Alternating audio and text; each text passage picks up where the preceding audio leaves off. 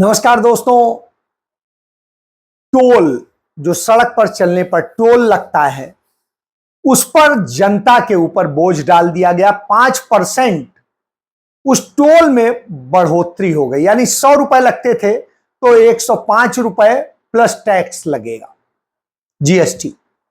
मतलब ए भी देंगे और उस पर जीएसटी भी देंगे। आइए, इसके बाद जो नरेंद्र मोदी के मित्र पूंजीपति हैं, अडानी, अंबानी और जितने, तो उन 22 पूंजीपतियों में की बात करूं उसके पहले एक उदाहरण के लिए कि गौतम अडानी ने एक दिन में 2.5 लाख करोड़ रुपया कमा लिया एग्जिट पोल के बूते। 2.5 लाख करोड़ जेब में, आपकी जेब से निकालने का 5% वहां निकाल लिया।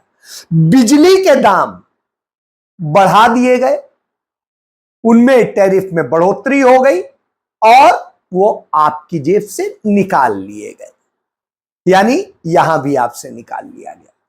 फिर एग्जिट पोल के जरिए आप वहां फंसे हुए हैं, और ये एग्जिट पोल करके जो जिता रहे हैं, नरेंद्र मोदी को भारी बहुमत दे रहे हैं, ये कौन से चैनल है? ये वही चैनल है जो 2000 के नोट में चिप लगा रहे थे, जो बता रहे थे ऐसा नोट होगा जिसमें ये हो जाएगा। तो आप समझ लीजिए, विपक्षी गठबंधन अपने दांव पर इतना दृढ़ है कि अब उसे कहीं पे संकोच नहीं दिख रहा है, यानी इंडिया को अब कोई संशय नजर नहीं आ रहा है। यह अपने आप में बता रहा है कि किस तरीके, तो शेयर बाजार और सट्टा बाजार एक दूसरे के विपरीत नजर आ रहे हैं। खेल समझिए। और जिन चैनल्स ने ये सर्वे किए, कुछ कहते हैं हमने एआई से किया, कुछ तमाम एजेंसीज का नाम लेते हैं, और जिन एजेंसीज का नाम लेते हैं उन एजेंसीज ने क्या किया है यह भी जानने के लिए। नरेंद्र मोदी के चेहरे पर सिकन है। आज उनकी कोई फोटो शेयर नहीं कर रहा है तो वो खुद कर रहे हैं कि हम तो साधना कर रहे हैं, हम तो जाने क्या क्या कर रहे हैं। तो आज उसमें व्यस्त है और इसलिए मीटिंग पर मीटिंग पर मीटिंग कर रहे हैं, और उस मीटिंग में हीट वेव पर चिंता जता रहे हैं। हीट वेव यानी जो गर्म हवाएं चल रही है, गर्म वो हो रहा है, उस पर चिंता। प्रभु हैं आप, अवतार हैं, रोक दीजिए ना, चिंता जताने की क्या जरूरत। तो साहब वो आप जानते हैं। तो ये हालात है, जब यह हालात तो निश्चित रूप से बात करने को बनता है। श्रीमती सोनिया गांधी ने पहली बार बोला, लोगों ने उनसे पूछा, मीडिया के लोगों ने, जब वो करुणानिधि जी के 100वीं जयंती पर डीएमके ऑफिस में गई थी उन्हें श्रद्धांजलि देने, वहां से निकल रही थी। लोगों ने पूछा तो उन्होंने कहा मैं होपफुल हूं।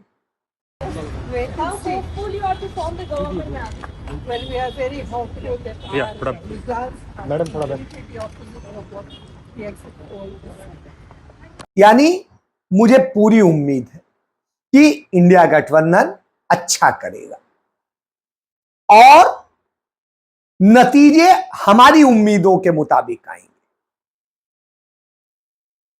उसके बाद उन्होंने साफ कह दिया इंतजार कीजिए, और कुछ नहीं बोला। उधर लालू प्रसाद यादव ने स्पष्ट कर दिया कि इंडिया गठबंधन पूर्ण बहुमत से सरकार बनाने जा रहा है, भारी बहुमत के साथ सरकार बनाने जा रहा है। जब ये सारे दावे हों, निश्चित रूप से हीट वेव चलेगी, चलनी भी चाहिए। तो जब हीट वेव चल रही है, सारी बातें हो रही हैं, तो नरेंद्र मोदी क्या कर रहे हैं? नरेंद्र मोदी, जैसा कि मैंने बताया कि वो कन्याकुमारी की अपनी फोटो शेयर करते हैं, एक बार नहीं, 2 बार, 3 बार, और वो शेयर, जबकि उसके वीडियो और सब कुछ हर एंगल से शेयर हो चुके हैं, बावजूद इसके अब वो शेयर करते हैं और कहते हैं साधना में मैंने संकल्प लिया, साधना में मैंने ज्ञान प्राप्त किया, साधना में ऐसा हो गया।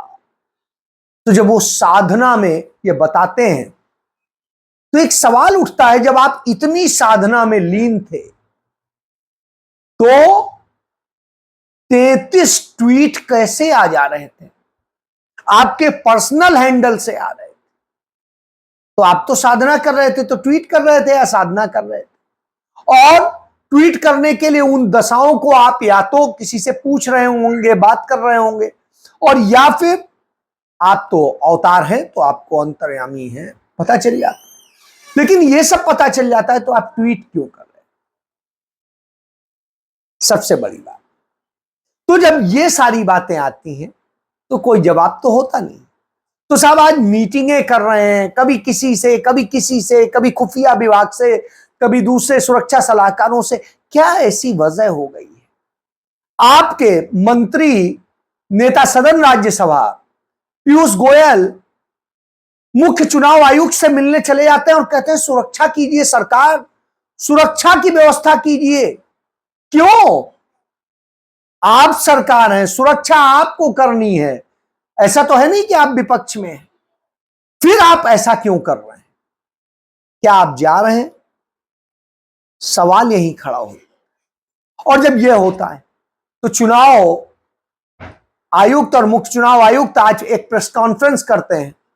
उस प्रेस कॉन्फ्रेंस में मुख्य चुनाव आयुक्त ही अकेले बोलते हैं, बाकी तो मूर्ति बन के बैठे होते हैं। तो वो बताते हैं कि हम इस तरीके से कर रहे हैं। कांग्रेस पार्टी ने कल जो कहा था वो सारी बातें वो कहने लगते हैं। हाँ, हम ऐसे कर रहे हैं, ऐसे कर रहे हैं, जो आपत्तियां आई उसको हम ये कर रहे हैं, हम उसी रूल्स रेगुलेशन से कर रहे हैं, उसी एक्ट से कर रहे हैं। आज बड़ा आप आज्ञाकारी हो गए, अभी तक तो दिखाई नहीं दे रहे थे। साहब, इसका मतलब है श्रीमती सोनिया गांधी बिल्कुल सही कह रही हैं कि जनता की आवाज कुछ और है।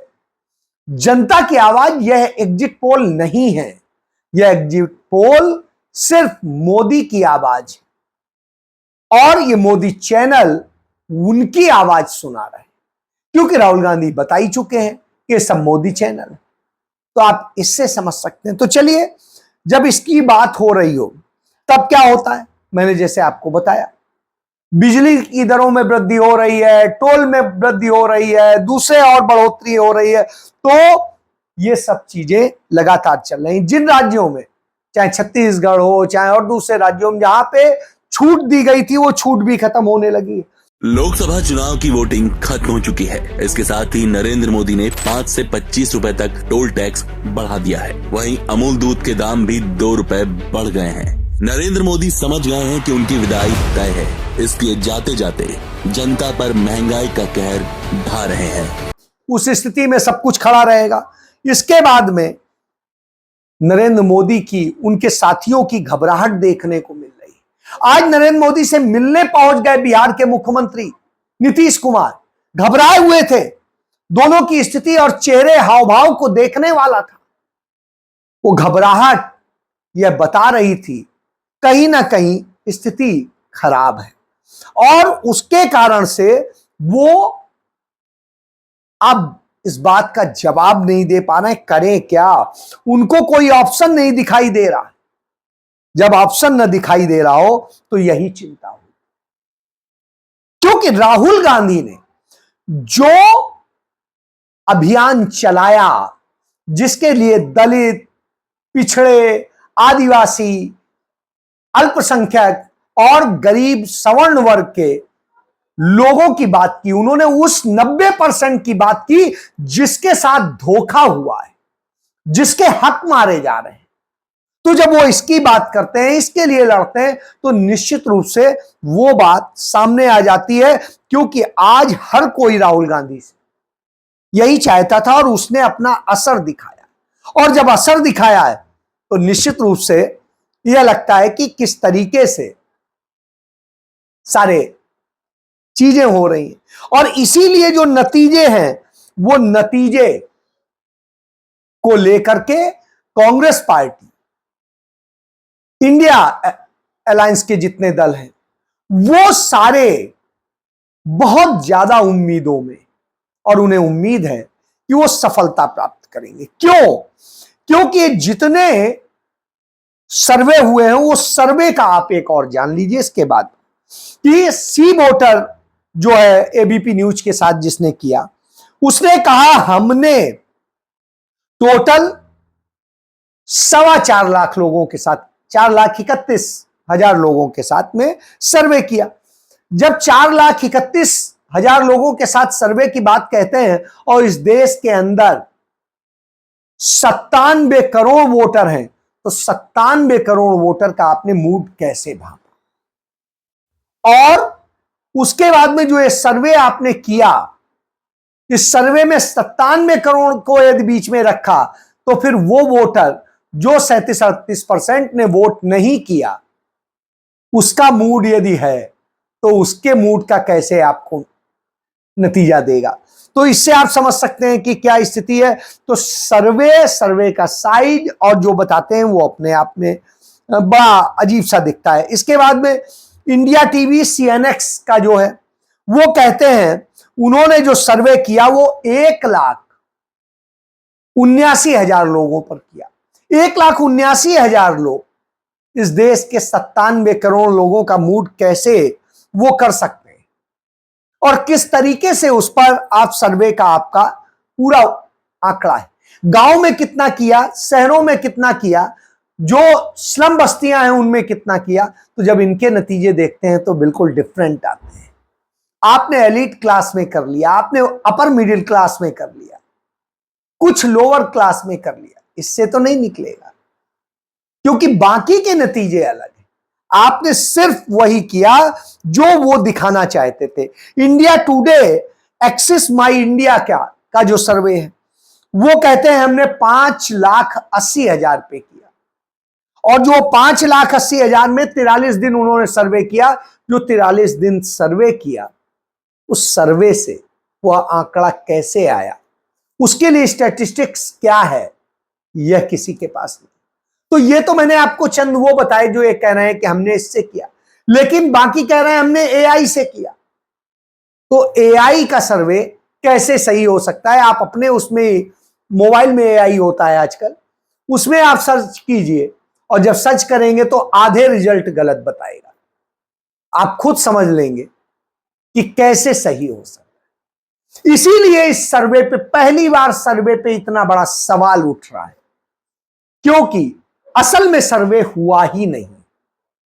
क्योंकि जो आंकड़े इस चुनाव को शुरू होने के पहले बताए जा रहे थे, इन्हीं चैनलों द्वारा बताए जा रहे थे, वही आंकड़े घुमाकर पेश कर दिए गए हैं, क्योंकि मोगंबो को वही अच्छा लगता है।